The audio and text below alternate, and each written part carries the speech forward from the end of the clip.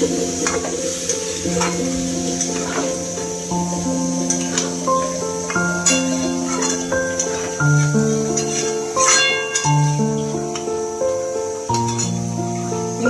কষা চলছে। এখানে হচ্ছে প্রেসার কুকারে ডাল বসিয়েছি, ডাল হয়ে গেছে, বন্ধ করে দিয়েছি।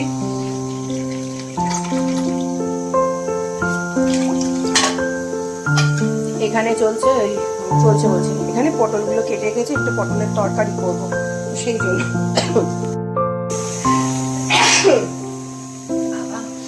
চিমনিটা বন্ধ করেছি না, ওই জন্য হাঁচি হচ্ছে। তো শুভ সকাল বন্ধুরা। এখন ঘড়িতে বাজে কটা, 12:30 না 12:30 কোনো বাজে, 12:15 মতো বাজে। তো চলে এসেছি নতুন একটা ব্লগ নিয়ে।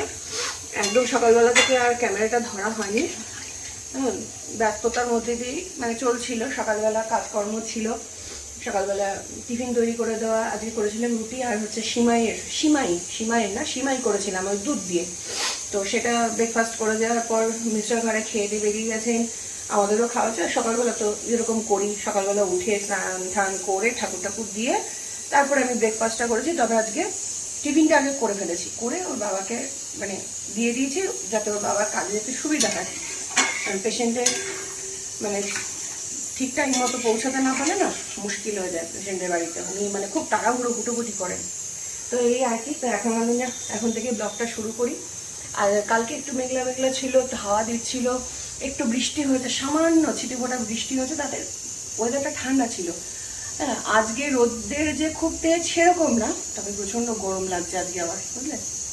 রান্না করে বেশি সময় কাটাবো না, টুকুস করে রান্নাটা করব আর চলে যাব। আর মাথার মধ্যে অন্য একটা জিনিস ঘুরছে খালি, কতক্ষণে ওটা গিয়ে করব দেখাচ্ছি, সবটাই দেখাচ্ছি। তবে তার আগে রান্নাটা সেরে দিই। আর আমার এই যে নাকের অবস্থা, কালকে ওই পার্লারের দিদির কাছে গিয়ে ওই যে নাকের যে ইমিটেশনে যেটা দিয়ে ফুটিয়েছিল ওইটাকে খুলে দিয়ে এই নিমকাঠি উনি পরিয়ে দিয়েছেন। 2-3 দিন ব্যথা ছিল না, কালকে দুপুর থেকে দিকে ব্যথা হচ্ছে। তো ওনাকে ফোন করলাম, বলছে যে একটু নিমকাঠি নিয়ে এসো, তা পরিয়ে দেবো। তো এই হচ্ছে অবস্থা নাকের। এখনও তো ব্যথা নেই, দেখা যাক কতদিন একেবারে পুরো পিওর হয়ে যায়, একদম শুকনো হয়ে যায়। আর সোনার একটা নাকের ইয়ে কিনেছি, সেটাও দেখাবো আপনাদের। তার রান্নাটা করে নিই, হ্যাঁ, তারপরে কথা বলছি। এখনও ভাতে চাল ধোয়া হয়নি, ওগুলো বাকি আছে। প্রচণ্ড গরম লাগছে। আর যে হ্যাচি দিলাম, চিমনিটা চালাইনি বলে, চিমনিটা চালালে আপনারা কথা শুনতে পারবেন। এটা এখন দই পটল করছি। পটলগুলোকে খোসা ছাড়াইনি, লম্বা লম্বাগুলো করে কেটে এই ভেজে নিয়ে তার মধ্যে এই যে কী বলে, একটা পেঁয়াজ, এক টুকরো আদা, লঙ্কা, একটু চিনে বাদাম আর পোস্ত দিতে চেয়েছিলাম, বেশি পোস্ত নিয়ে 1 ছিটে মানে 1 চামচও না, পোস্ত দিয়ে পেস্ট করে দিলাম। টমেটো খুঁজে পেলাম না, একটা টমেটো ছিল, ডিমের ঝোলে দিয়ে দিয়েছি। মোটামুটি এগুলো সব কষিয়ে পটল ভাজার পর হয়ে গেছে। এইবারে এই যে এখানে দই মিক্সি বাটিতে ফেটিয়ে নিয়েছি,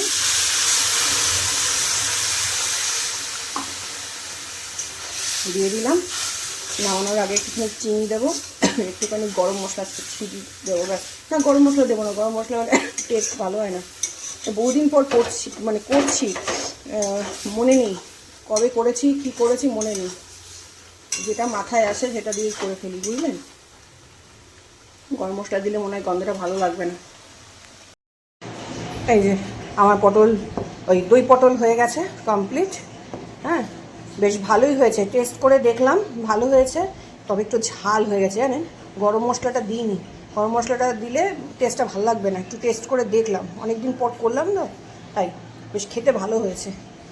আর এখানে ওই যে সিমুই করেছিলাম বললাম, একটুখানি রয়েছে, ডাল, আর এখানে রয়েছে ডিমের ঝোল। এবার ভাতটা বসাবো, ব্যাস তাহলেই হয়ে যাবে।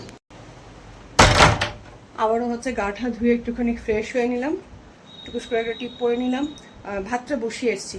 আর যেটার কথা বলছিলাম, যেটার জন্য ব্যস্ত হয়ে পড়েছি, যে কতক্ষণে বসবো, দাঁড়ান আপনাদের দেখাই। এই হলো আমার রঙের পোটলা, বেশি রং চং কিনিনি এখনও, যে কটা লাগবে ওই সেইটুকুনি কেনা আর কি, বুঝেছেন। ছোট্ট করে শুরু করা, বহুদিন ধরে ভাবছি যে শুরু করব। একটা সময় আঁকতে খুব ভালোবাসতাম, তবে খুব বেশি কি বলুন তো, বেশি দিন আমরা মানে আমি বা বনু শিখিনি। ওই আমাদের এখানে যে ক্লাবটা দেখাই বাড়ির পেছনে, যেখানে ওই পুজো হয়, ওখানেই স্কাউট করতাম। ওখানেই হচ্ছে একজন স্যার এসে রং শেখাতো, কী বলে, ড্রয়িং শেখাতো বাচ্চাদের। তো মা বাপি ওখানে ভর্তি করে দিয়েছিল। তো 1 বছর না 1.5 বছর এরকমই শিখেছিলাম।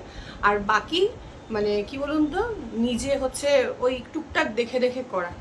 তো কালকে রাত্রিবেলা 1:30টার সময় বসে আমি এইটা করেছি। মানে 1:30টা বেজে গেছে তখনও, মানে এই আঁকিবুকি চলছে। তারপরে এই যে এই স্ট্রোকগুলো করছিলাম, এই যে এই স্ট্রোকগুলো কি বলুন তো, হঠাৎ করে ফেসবুক ঘাঁটতে ঘাঁটতে দেখছি যে একজন খুব সুন্দর শাড়ির উপর পেইন্ট করছে। এবার তার প্রোফাইলে ঢুকে দেখলাম যে উনি শেখান। তো এবারে বেসিক আছে, অ্যাডভান্স কোর্স রয়েছে, 7 দিনের কোর্স, যা যেরকম মোটামুটি উনি বলছেন যে এখন বুকিং চলছে বা এখন চলবে না, এই সবগুলো বলছিল। তো আরও ভেতরের দিকে ঢুকতে তখন দেখলাম যে এই কি বলে মে মাসের 16 তারিখ থেকে উনি স্টার্ট করবেন, শনি রোববার করে অনলাইনে ক্লাস হবে, বুঝেছেন? তো আনলাম যে ঢুকে যাই, অনেক দিন ধরে ইচ্ছা হচ্ছে। তো বরকে বললাম, তো হাজব্যান্ড বললো যে করো, যদি ইচ্ছা হয় করো অনলাইনে। হচ্ছে অনলাইনে হবে কি না। তারপরে সত্যি কথা বলতে কি বলুন তো, আমি তো সেরকমভাবে কখনোই আঁকা শিখিনি অত ভালোভাবে। তো মনের মধ্যে একটা দ্বন্দ্ব ছিল যে আমি পারবো কি পারবো না। তো ওনাকে আবার এই এজে এসে নতুন করে শুরু করা, তো ওনাকে জিজ্ঞেস করা, তো উনি বলছেন যে দেখুন চেষ্টা করতে হবে, আর হচ্ছে বয়সটা কোনো ফ্যাক্টর না, আর ধৈর্য ধরে চেষ্টা করতে হবে, প্রচুর প্র্যাকটিস করতে হবে, কেন পারবেন না। সত্যি সত্যি মানে 2টো ক্লাস করার পর থেকে তো দেখছি না আমি পারছি। প্রথমে আপনাদের দেখাই, স্ট্রোক দিয়ে শুরু হয়েছে, বিভিন্ন স্ট্রোক দিয়ে শুরু হয়েছে। আর একটা কাপড় কোথায়, এইরকম কাপড় হচ্ছে কিনতে বলেছে, দাঁড়ান আর একটা ওখানে আছে, 1 মিনিট নিয়ে আসি। প্রথম দিন ক্লাসে কি করিয়েছে দেখাই। প্রথম দিন ক্লাসে এই যে এই কালার চার্টটা করিয়েছে, একটা কালারের সঙ্গে আর একটা কালার মিক্স করিয়ে এই যে এইটা করিয়েছে। তারপরে কিছু স্ট্রোক করিয়েছে, এই যে বুঝলেন, সমস্ত কাপড়ে করেছি। তারপরে একদিন করালো হচ্ছে শেডিং, এই যে বিভিন্ন কালার একসঙ্গে, মানে কি বলুন তো, এই যে শেড দিতে দিতে 2টো কালারকে মিক্সড করে একটা অন্য কালার তৈরি হচ্ছে এবং ফেড হচ্ছে, এই রকমভাবে উনি শেখাচ্ছেন, বুঝেছেন? তো এই যে বিভিন্ন স্ট্রোক কোন দিক দিয়ে তুলি ঘোরাতে হবে, মানে আমি না ভাবতেই পারিনি যে অনলাইনেও এরকমভাবে শেখা যায়।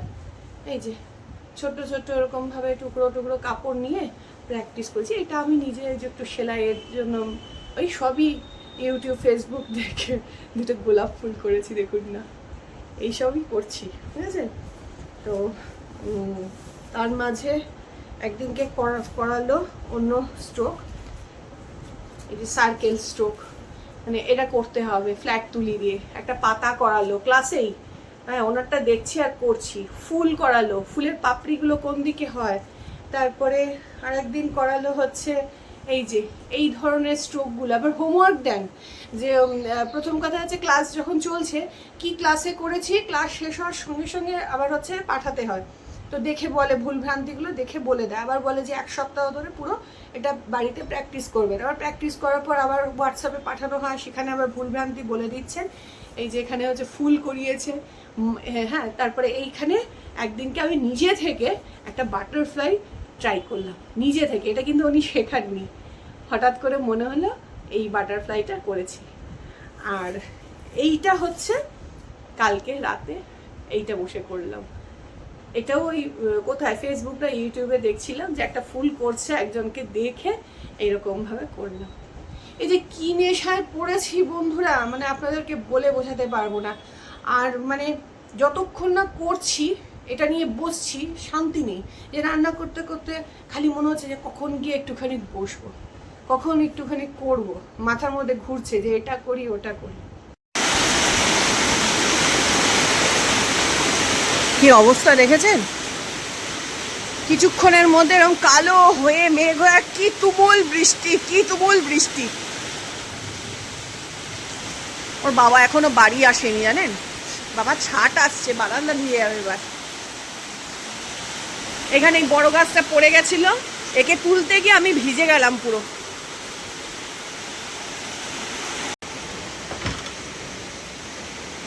এই কাজটা বসে বসে করলাম এতক্ষণ।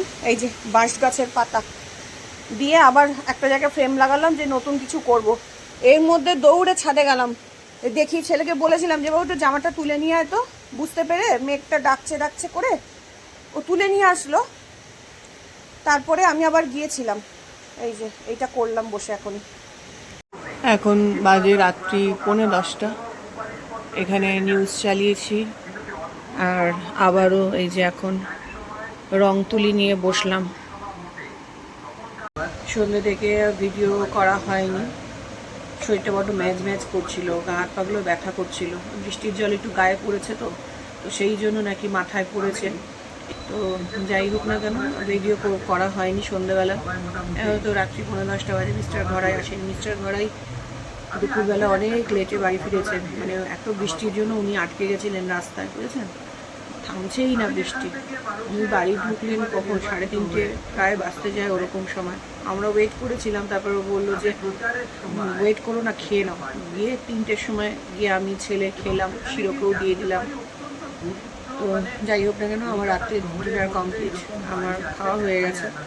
তো আবার ভাল লাগছে না, কি করবো না, একটু রং তুলি নিয়ে বসি, তাহলে ভালো লাগবে হয়তো।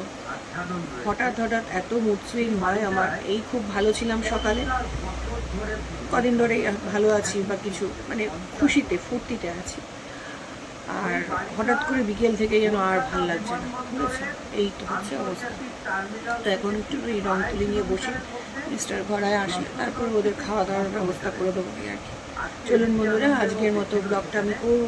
আর আপনাদেরকে তো ওই আমি নোজ পিনটা যেটা কিনেছি সেটা দেখানো হয়নি, দাঁড়ান দেখিয়ে দিই আপনাদেরকে।